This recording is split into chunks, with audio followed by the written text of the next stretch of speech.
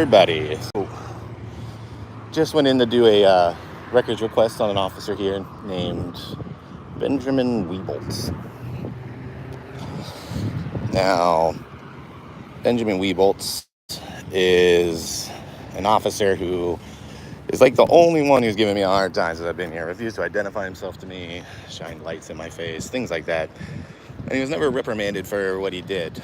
But there's some interesting facts about Benjamin that I kind of just want to express. I'm working on a video, trying to make a real video with edits and information and all that, and I'm just not very good at that. But when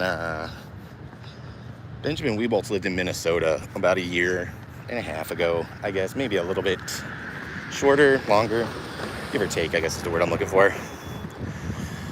But he had been arrested for a DWI.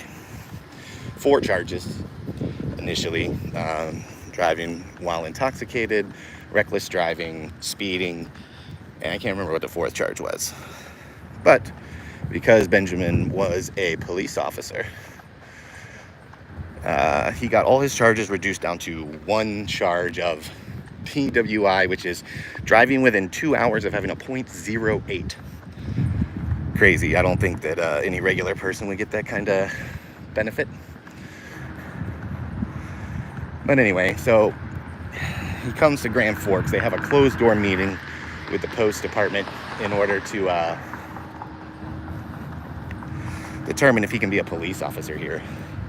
And of course, even though with a DWI on your record, you probably couldn't get a job as a delivery driver for pizza. But the police, hey, that's what we're looking for.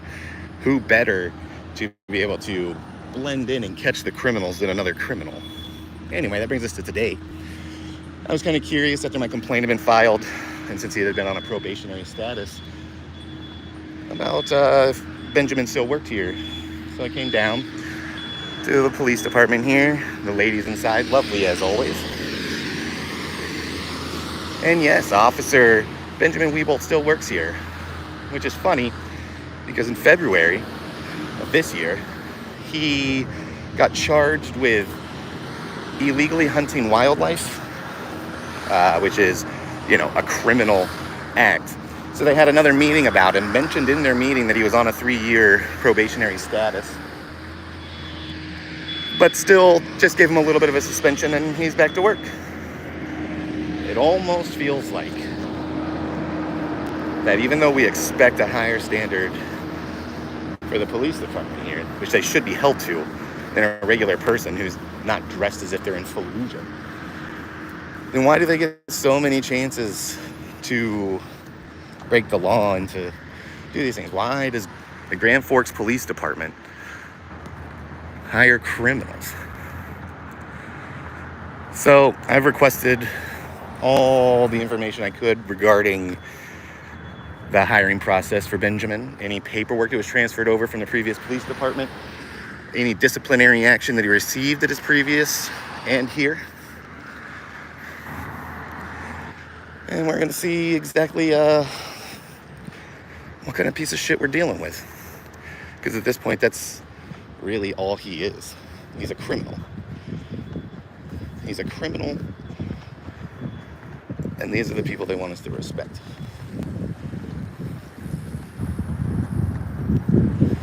I mean, that's insane. You want me to respect somebody who couldn't be bothered to drive sober? Who could have killed somebody? I've never driven drunk. I'm not saying I'm perfect, but that's crazy. And then to commit crimes while you're a police officer and still get to keep your job. How can we even wrap that around us? Community service. Oh, it's nice of them.